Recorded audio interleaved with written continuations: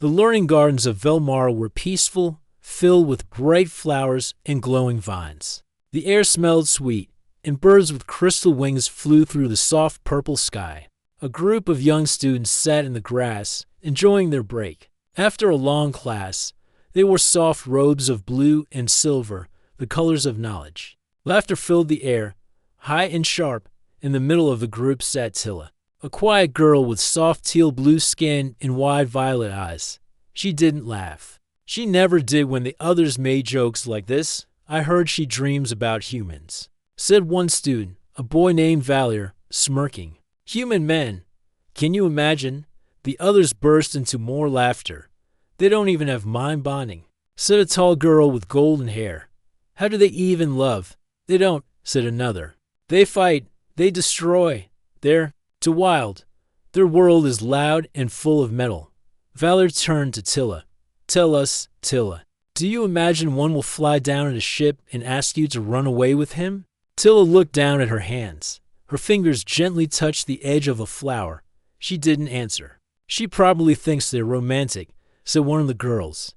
Like in those old Earth tales. The human protects the weak, fights monsters, and rescues maidens.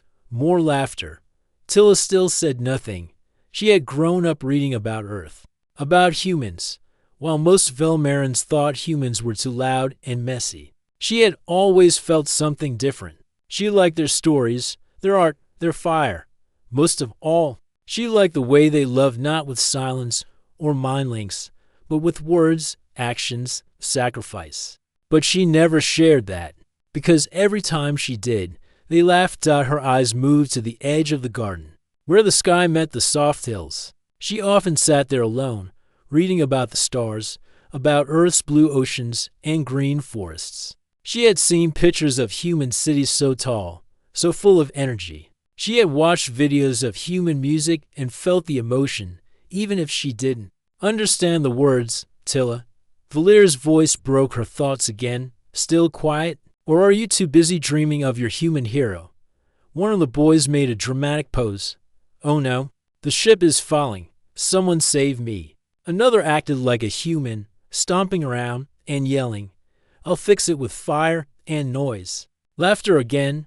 Tilla stood up quietly and walked away. Behind her, the laughter faded as she reached the far side of the garden. There, a small bench sat under a silver-leaf tree. She sat down and took out a small data scroll. It was filled with Terran poems, translated into Velmaran. She read a line softly. I would cross the stars, if only to hear your voice. She closed her eyes and smiled. Just a little. The humans may not have mind bonding, but their words had heart. They felt pain. They felt joy. They fought for those they cared about. And maybe, just maybe, they were not as wild as her people believed. Just then, she heard footsteps behind her. Why do you let them say those things? Asked a soft voice. It was Neril, one of the quiet boys in the class. He wasn't like the others. He didn't laugh at her, but he didn't defend her either. They don't understand, Tilla said, not turning around. They only see what the council tells them, old images, old fears. But you believe something else? Neril said. Tilla nodded slowly. I believe humans feel deeply. I believe they care. I believe there is more to them than fire and machines. Neril sat beside her. They say the Terran exchange team is arriving next week. Tilla looked at him, surprised. Here, at the academy, he nodded. 4 of them, from the Terran Peace Corps. They will work with our engineers and study our energy fields. Tilla's heart beat faster. It was real. Humans were coming. To Velmara. To her world. She looked down at the scroll in her hand. Maybe, she whispered. This is my chance to learn for myself. Neril gave her a sideways look. Just be careful, Tilla. Not everyone likes what they don't understand. I know, she said softly. But I also know what I feel. The sky above the garden began to darken as evening approached. The wind carried the scent of star lilies and the gentle hum of the academies. Sky Shield, far behind, the other students had moved on to their next class, their laughter gone with the light. Tilla stood up and looked toward the academy's central tower. In just a few days, humans would arrive, and maybe, just maybe, One of them would be different, someone who didn't laugh, someone who listened, someone who would show her that she wasn't wrong to believe in them. She held the scroll tight in her hand and walked toward the dorms, her head a little higher than before. The sky over Velmara was clear the next morning, to sunshine gently, casting long shadows across the silver towers of the academy. The main landing field had been clean and polished. Banners of both Velmara and Earth waved in the air. Students and teachers gathered, whispering with excitement and curiosity. The Terrans were arriving. Tilla stood at the edge of the crowd, her hands folded in front of her. Her heart beat faster than usual. She wore a fresh academy robe, and her teal blue hair was tied back neatly. She didn't say anything, but inside, she was nervous and hopeful. A soft humming sound filled the air. A small ship, shaped like a silver bird, appeared above the field. It moved slowly, gracefully, and landed without a sound. Gasps and murmurs passed through the crowd. For humans stepped out of the ship. They looked different from the Velmarans, taller, with skin in different tones, and dressed in strong, clean uniforms. Their movements were confident but calm. They walked with pride, but also with respect. Tilla's eyes stopped on one of them. He was not the tallest or the loudest. He had short dark hair, simple clothes, and a quiet expression. His eyes moved slowly as he looked around the academy buildings. He didn't smile, but he didn't look cold either. He looked thoughtful. His name, she would later learn, was Rion. Inside the great hall, the welcome meeting began. The head of the academy gave a long speech about peace, knowledge, and learning from each other. The Terran commander responded with words of thanks. Everyone clapped politely. After the speeches, the students and the visitors were introduced to each other. Tilla was assigned to the translation team. She stood in a line with 3 others. Her job was to help with language and communication between the humans and the academy engineers. She tried to stand still, but her fingers kept moving nervously. The human team stepped forward. When it was Rion's turn to meet the translators, his eyes met Tilla's for a moment. She looked away quickly. He didn't say anything strange or bold. He just gave a small respectful nod and moved on. But Tilla felt that moment stay with her. Later that day, the engineering hall buzzed with activity. Terran tools and Velmaran machines filled the work tables. The 2 teams began sharing knowledge about energy systems and starship repairs. Tilla worked beside the chief engineer, helping with translations. Most of the time, she stayed quiet and focused. But Rion was assigned to her group. He didn't talk too much. He listened carefully, asked clear questions, and spoke in short, simple words. When he didn't understand something, he admitted it without shame. At one point, a Velmaran tool broke during a test. One of the engineers cursed and said they would replace it. But Rion stopped them. "Let me try," he said. He took the broken piece and sat on the floor beside the table. He didn't use any fancy tools. He just studied it carefully, cleaned it, and reconnected a few wires. It took him only 10 minutes. The tool blinked back to life. Everyone stared, even the chief engineer. "Looked surprised. How did you fix it so fast?" someone asked. Rion shrugged. "I've seen systems like this before. It just needed attention." Tilla couldn't stop looking at him, not just because he was skilled, but because he was gentle. He didn't show off. He didn't brag. He just did what was needed. That evening, students gathered in the dining hall. The food was a mix of Earth and Velmara dishes. People talked, laughed, and shared stories. Tilla sat alone at a side table. She watched quietly as others spoke to the Terrans. Valier and his group made loud jokes, trying to act important. They laughed at things they didn't understand. Rion didn't join their noise. He took a simple meal and sat near the garden window by himself. After a moment, he looked up and saw Tilla watching him. He gave a small smile. Tilla quickly looked away, feeling her face warm. Back in her room that night, Tilla sat by the window and stared at the stars. Her scroll of Terran poems lay beside her, but she didn't open it. She was thinking about the way Rion had looked at the broken tool, the way he had listened during the day, and the way he smiled without speaking. The others had always said humans were loud and proud, but Rian was different. He didn't act wild. He didn't act like he was better than anyone else. He acted calm and kind. She felt something strange inside her chest, a quiet flutter, like wind moving through leaves. Maybe it was hope. The next day, she returned to the engineering hall with the rest of the team. More tools, more learning, more translating. But now, every time Rian spoke, she listened more closely.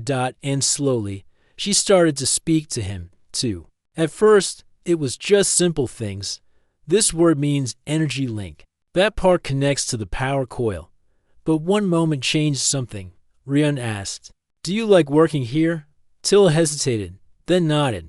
"Yes, I like learning." He smiled. "Me too." Simple words, but they stayed in her heart. For the first time, she felt someone had heard her, not just her words, but her silence too. The sun was just rising over Velmara when the alarms began. A deep, sharp sound echoed through the academy towers. Lights flashed red along the walls. Students stopped walking. Teachers dropped their data pads. Everyone looked up. Something was wrong. Tila stood outside the engineering hall when she heard the first alarm. Her heart jumped. The sky, usually clear and soft, now had a bright streak across it, like a flame cutting the sky in half. She ran to the nearest screen. The emergency message was already flashing. Warning: uncontrolled satellite fall detected. Possible impact near Sector 12. Sector 12. That was close. Very close. Within minutes. Instructors started shouting orders. Students were told to move to safe zones. The ground shook slightly beneath their feet. Tilla grabbed her scroll and turned to run, but then stopped. Where was Rian? She looked around and saw him across the courtyard. He wasn't running to safety. He was running toward the danger. "Where are you going?" she called out. He stopped only for a second. "Someone said there are people still in the data wing. I have to check." But she started, then stopped. He was already gone. Without thinking, she followed. Smoke filled the air near Sector 12. A part of the outer sky dome had been hit. Pieces of metal and glass lay on the ground, glowing hot. The fire suppression fields were active, but not everywhere. Tilla coughed as she stepped over a broken railing. She could hear voices, someone crying, someone calling for help. Then she saw Rian again. He was pushing a large metal beam off a trapped student. His shirt was torn, and his arm was bleeding. But he didn't stop. "Hold on," he said to the student, who looked terrified. "I've got you."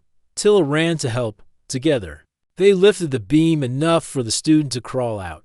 The girl had a hurt leg, but she was safe. "Follow the blue path," Tilla told her. "It will take you to the med station." The student nodded and limped away. More screams came from inside the hallway.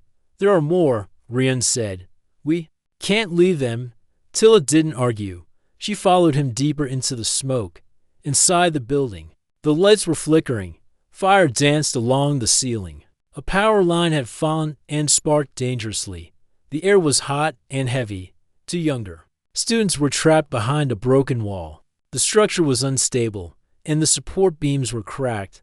"We can't move at much weight," Tilla said. Rian looked around. Then he spotted a small lifter device nearby. It was half broken, but the core still glowed. "If I connect this to that beam," he said quickly, "we might lift enough for them to crawl out." Tilla nodded. She helped him attach the lifter. Sparks flew, and the beam groaned, but it moved. The two students scrambled out just before the ceiling behind them collapsed. "Go," Rian shouted, pushing them toward the safe path. This time, even Tilla was out of breath.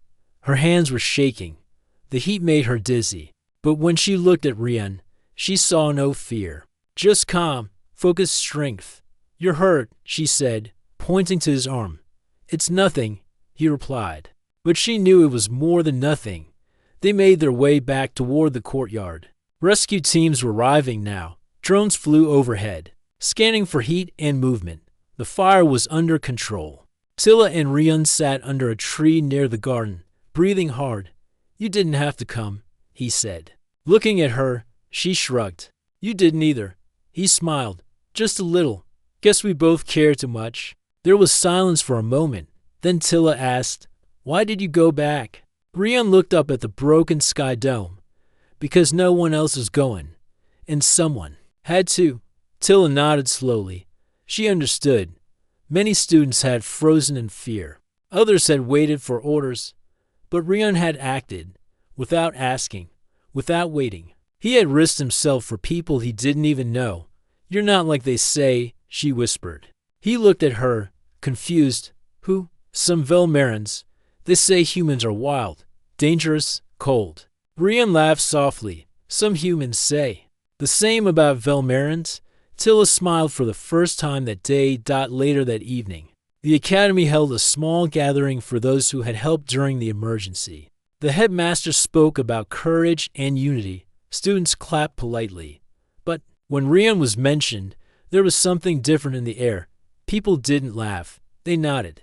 They looked at him with quiet respect. Even Valier, who had mocked Tilla before, said nothing. Tilla stood at the edge of the hall, watching Rian from a distance. She felt something rise in her chest again, something warm and calm. He had been strong. Yes, but more than that, he had been kind, brave, human. And now, no one could say otherwise. Back in her room, Tilla picked up her scroll of poems. This time, she read aloud. To protect is not to speak loud, but to act when others are still. She smiled, because now she knew. Her dreams had not been foolish. They had just been waiting for the right person to walk in, and now he had. The day after the Sky fire, the academy was quiet. Students walked slower than usual. Some looked around more carefully.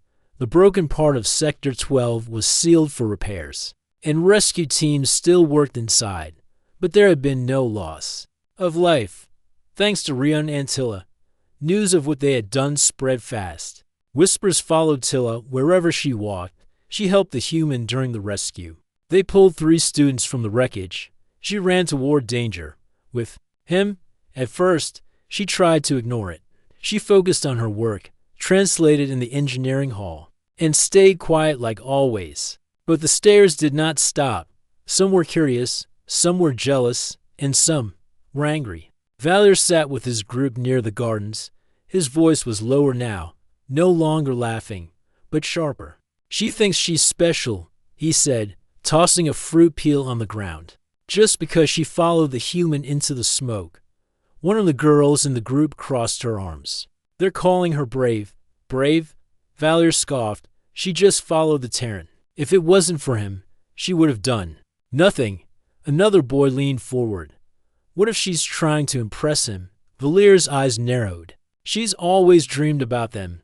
Maybe she wants more than just praise." The others nodded, and the air around them turned cold with bitterness. That evening, Tilla returned to her room to find her learning tablet missing. She searched her shelves, drawers, and bag. Nothing. She reported it, but the system showed it had been last accessed from the student garden. Strange. The next morning, she found it on her table again. But when she turned it on, her poems had been changed. Words were added, ugly ones. One she never wrote. At the bottom of the scroll, someone had written in bold, red letters, "Maybe you should just live with the humans." Tilla sat down slowly, staring at the screen. Her hands trembled. Her chest felt tight. Someone had broken into her things. Someone was trying to hurt her. She told the instructor about it, but there was no proof who did it. The device had no camera and no fingerprints. The instructor gave her a new tablet and told her to be more careful. She nodded, but her heart sank. Later that day, in the hallway, 2 younger students passed her and whispered just loud enough for her to hear. "She wants to bond with a human. I heard she even touched his hand. I heard she stayed alone with him in the smoke." The whispers stung more than she expected. That night, she didn't open her poem scroll. She didn't look at the stars. She just sat alone in the dark, thinking. The next morning, Tilla walked slower to the hall. Her eyes stayed down. Her smile was gone. When she arrived at the engineering room, Rian was already there. He looked up and gave a quiet nod. She returned it but said nothing. He watched her for a moment, then said, "You seem different today." She shrugged. Just tired. He paused. Did something happen? No, she said quickly. Too quickly. Rian didn't press. But later, when the others were busy, he walked over and stood beside her. You don't have to lie, he said softly. If someone hurt you, you should tell someone. Tilla looked at him, surprised. No one else had asked like that, not even her own classmates. They just don't like that I was with you during the fire, she said, voice quiet. They think I followed you because of my beliefs. Beliefs, he asked. I told people once that I admire humans, she said. They laughed at me, said I was foolish. Now they see me near you, and they're angry. Rian was silent for a moment. Then he spoke gently. That's not your fault. She looked down. I'm used to it. You shouldn't be. His words were firm. Not loud, but they held weight. He reached into his bag and pulled out something small, a tiny music player. He handed it to her. What's this? She asked. Old Earth music, from my mother's collection, he said. When I felt alone at the academy on Earth, I listened to this. Maybe it'll help you too. Tilla took it slowly, unsure what to say. You're not wrong for believing, Rian said. They just don't understand. Not yet. She met his eyes and nodded out for the first time in 2 days. She felt warmth return to her chest. But the attacks did not stop. The next afternoon, someone painted words on her room door. Go live with. You're Terran. Students began avoiding her. Even instructors gave her strange looks. She walked alone, ate alone, studied alone. But every day, Rian still greeted her, sometimes with a quiet smile, sometimes with a short story from Earth. Sometimes with silence, but always with kindness. One day, after class, she sat near the garden and closed her eyes. She played the small music player Rian gave her. The music was soft, gentle, strange, but beautiful. She felt her heart calm. Then, a voice spoke behind her. You still believe in them? She opened her eyes. Valor stood there, arms crossed, a mocking smile on his face. Yes. Tilla said calmly, even after they made war, after they burned their own world? Even after all that, she replied, because they still choose to love, even after pain. Valor laughed coldly. You sound like a child. No, said another voice behind him. Rian had walked up, unnoticed. She sounds like someone brave enough to speak truth. Valor turned, face tense. Stay out of this. Terran, Rian didn't move. No. Silence. Then Valor walked away. Tilla looked at Rian. Thank you.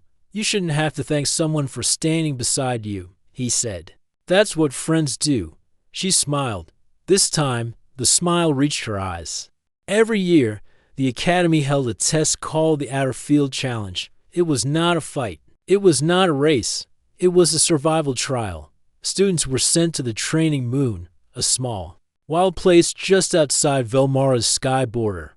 There were trees, caves, windstorms, and even strange animals. Teams had to survive there for 3 days using only basic tools and their minds. It was meant to build teamwork. But this year, for some students, it became something else. Tilla stood near the launch dock with her travel pack. Her name had been chosen for the trial. So had Rian's. A few other Velmarans and Terrans were picked too. Students were put into teams of 4. To Tilla's surprise, she and Rian were placed on the same team. The other 2 on their team were quiet and focused. One Velmaran girl named Lena, and one human boy named Joel. They both seemed serious, not like the gossiping crowd at the academy. Valor was also selected for the trial, but he was on a different team. He didn't look happy about it. Before entering the shuttle, Valor passed by and said in a low voice, Hope your Terran friend knows how to fight wild bugs. Rian didn't reply. Tilla just looked ahead. She was done arguing with people like him. The shuttle landed on the training moon just before sunset. The wind was strong. Trees bent and waved as the students stepped out. The test had started. Each team had a map, a signal beacon, and a basic supply kit. The goal was to travel from point A to point B through the woods, hills, and caves and arrive within 3 days. No help would come unless someone activated the beacon in an emergency. Tilla's team moved quickly. Rian took the lead, scanning the path ahead. Tilla watched the map, guiding the direction. Joel checked supplies. Lena marked trees behind them to keep track of distance. The first night was quiet. They built a small camp near a stream. The stars were bright above them. Tila sat beside the fire, watching Rian sharpen a small survival tool. "You've done this before?" she asked. He nodded. "Similar things. Earth has forests too. Though, not this color." She smiled and looked at the silver-blue trees around them. "Still feel like I don't belong sometimes," she said. Rian looked at her. "You belong more than most. You don't run from hard things." Tilla said nothing, but her heart felt warm. On the second day, things changed. As they crossed a narrow canyon, Joel noticed something strange on the ground. A tripwire, thin and nearly invisible. They stopped. Lena examined it and frowned. "This is not part of the training challenge. This is the trap. Who would set this?" Joel asked. Rian looked at the broken rocks nearby. "Someone who wanted us to fall into that." Below the wire, a deep pit had been covered with leaves and light dirt. If one of them had stepped there, they could have been seriously hurt. "Only students are here," Tilla said, "and only one team passed this way before us, Valier's team." They avoided the trap and moved carefully through the next area. But it wasn't the only one. Before sunset, they found two more small tricks. One was a trail that circled back on itself. The other was a fake marker stone leading to a steep drop. "Someone is trying to slow us," Rian said. "But why?" Lena asked. Tilla knew. "Because they hate that I'm friends with a human," she said. "And they hate that we're doing well." Joel shook his head. "That's not just mean. That's dangerous. Then we'll beat them anyway." Rian said, "Not by fighting. By finishing." That night, rain began to fall. Not heavy, but cold and steady. They found shelter inside a small cave. Tilla and Rian sat near the entrance, listening to the sound of raindrops. She looked at him and asked quietly, "Why do you help me?" Rian thought for a moment. "Because you helped me first," he said. "Not with tools or lessons, but with silence. You didn't judge me when I was new here. You just listened." "No one else ever said that to me," Tilla said. "Then they missed something important," he replied. On the third day, they reached the final stretch of steep climb up the stone ridge. Just beyond it was the signal zone, the finish point. Tilla's team moved fast. Then they heard a voice. "Help, please." It came from below the cliff. They rushed to the edge and looked down. One of Valier's teammates had fallen into a crack between rocks. His leg was pinned. The rest of Valier's team was far ahead, unaware. Tilla looked at the others. "We can't leave him," Rian nodded. "Let's get him out." With ropes and careful teamwork, they pulled the student out. His leg was hurt, but not broken. He was weak, but breathing fine. Valier showed up moments later, clearly shocked. "You came back?" Rian asked. Valier didn't answer. His eyes moved between them, his teammate, the ropes, and Tilla's calm face. "You could have left him," Valier said. "But we didn't," Tilla replied. She didn't say more. She didn't need to. The sky was a soft purple as the shuttle carried Tilla, Rian, and the others back to Velmara. The training moon disappeared behind them, and the academy's tall towers came into view. The students were tired but proud. Their team had finished the challenge against traps and cold rain. They had worked together and survived. Even Valier's injured teammate was safe because of them. Tilla sat quietly beside Rian. She looked at the window and thought about everything that had happened. The last few days had been hard. They had faced danger and trickery, but she had learned something new, not just about survival, but about trust. Rian caught her looking and smiled softly. "You're quiet," he said. "I'm thinking," she answered. "About the stars, about the challenge, about you." Rian laughed quietly. "Me? I'm not so special." "Yes, you are," Tilla said. "You saved lives, stayed calm, helped me. I don't know many who could do that." He looked out the window. "You taught me something too." "What?" "How to listen. Not just words, but feelings." Tilla smiled and looked at him again. Her heart felt warm, like the fire from the training camp. Back at the academy, the days went by fast. Lessons, projects, talks about the challenge, and quiet moments in the gardens. One afternoon, Rian and Tilla sat beneath the silver leaf tree near the learning gardens. Rian held a small book, an old earth poetry collection. "I want to share this with you," he said. Tilla opened the book. The words were simple, but full of meaning. Rian read aloud. "The wind moves softly, the heart moves deeper in silence. We find truth." Tilla listened carefully. The sound of his voice made the poem feel alive. "I like this," she said. "It's different from our poetry. Velmarin poems are often long and full of many meanings. These are short but feel strong." Rian nodded. "Earth has many ways to say feelings." She looked up at the sky. "Do you miss Earth?" "Sometimes," he said. "But here, I feel I'm learning what it means to be more than just a soldier." Tilla smiled. "I'm glad you're here." Days passed, and the bond between them grew. They shared stories from their homes. Rian told her about Earth's forests and oceans, about music and laughter, and about people who never gave up even in hard times. Tilla told him about Velmara's skies, the ancient trees, and the soft songs her mother used to sing. One evening, as stars filled the sky, Rian gave her a small, hand-carved stone from Earth. It was smooth and cool. "It's for you," he said, "to remind you of strength and calm." Tilla held the stone tightly. "Thank you." But deep inside, Tilla worried. The students who had mocked her before still whispered. They watched her closely. "Will you leave when the Terrans go back to Earth?" she asked Rian one day. He looked serious. "I don't know yet, but if I go, I want you to come with me." She felt a mix of hope and fear. "Leave Velmara, my home." "Yes, and we can learn together, build something new." She thought of the stars, the poems, the fire in the sky. Maybe it was time to believe in new dreams. One afternoon, while they walked through the gardens, Tilla saw Valor watching them again. This time, he did not look angry. He looked thoughtful. He walked over slowly. "Why don't you stay away from the humans?" he asked quietly. Tilla stopped. "Because they have something real, something more than fear." Valor looked down. "Maybe I was wrong." Rian stepped forward.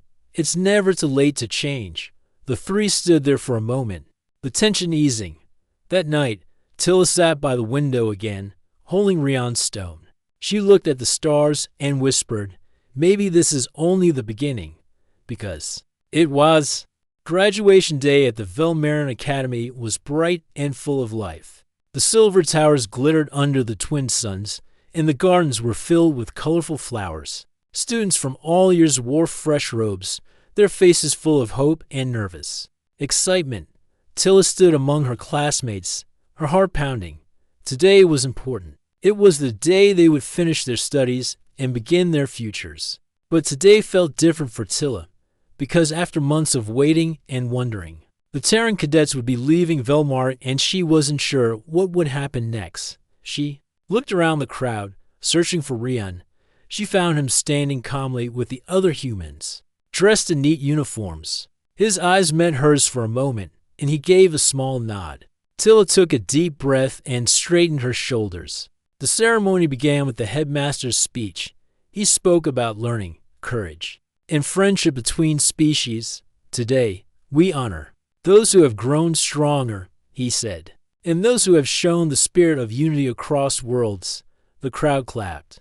Then the Terran commander stepped forward. She spoke in Velmarin and Terran languages. Through translators, "We thank Velmar for its welcome and friendship," she said. "Our time here has taught us much." Then she surprised everyone. "We have a special request." The crowd quieted. "We wish to invite one student from Velmara to join the Terran Peace Corps to travel with us to Earth, to learn, and to build a stronger future between our people." Gasps passed through the crowd. The room seemed to hold its breath. The commander's eyes scanned the students. Then she pointed directly at Tilla. "Tilla," she said. Tilla's heart jumped. Her name echoed in the great hall. She blinked, then stepped forward slowly. The crowd watched her with wide eyes. Tilla felt the weight of the moment but held her head high. The commander smiled warmly. "This invitation is yours if you choose to accept." Rian stepped beside her and whispered, "This is your chance." Tilla looked at him. The same boy who had repaired tools, who had saved students, who had stood by her through doubts and mockery. She remembered the poems, the fires, the challenge, and the moments of silence. She remembered the hope she had carried since the day she first dreamed about humans. The headmaster nodded, signaling for her to speak. Tilla cleared her throat. "I accept." Her voice was steady but soft. "I accept because I believe in a future where Velmara and Earth learn from each other." She paused, looking round at the faces, friends, classmates, and even those who once doubted her. "I will go not just for myself, but for all who believe in peace and understanding." Applause filled the hall. Some students stood, some clapped quietly. Valor looked at her and gave a slow nod, no words, but a sign of respect. Tilla turned back to Rian. He smiled and said, "We leave tomorrow." That night, Tilla packed her few belongings. She held her scroll of Terran poems close. She folded the small stone Rian had given her and placed it carefully in her bag. She looked out her window one last time at Velmara's glowing sky. A soft breeze brushed her cheek. "Goodbye, home," she whispered. The next morning, the shuttle waited on the landing field. Rian stood beside the Terran commander. Tilla's heart beat fast as she stepped forward. Her parents and teachers watched silently. Proud but sad. The commander spoke. "This journey will not be easy, but it will be worth it." Tilla nodded. She stepped into the shuttle. As the doors closed, she looked at Rian one last time. He reached out and took her hand gently. "Together," he said. The shuttle lifted slowly, leaving Velmara behind. During the flight, Tilla felt many emotions: fear, hope, excitement, and sadness. But she also felt strength. She knew this was the start of something greater, a bridge between worlds, a story that had begun with laughter and mockery, but now shone bright with courage and friendship. When the shuttle entered Earth's atmosphere, Tilla looked out the window. The blue planet spread beneath them, full of oceans and green lands. She whispered, "I'm ready."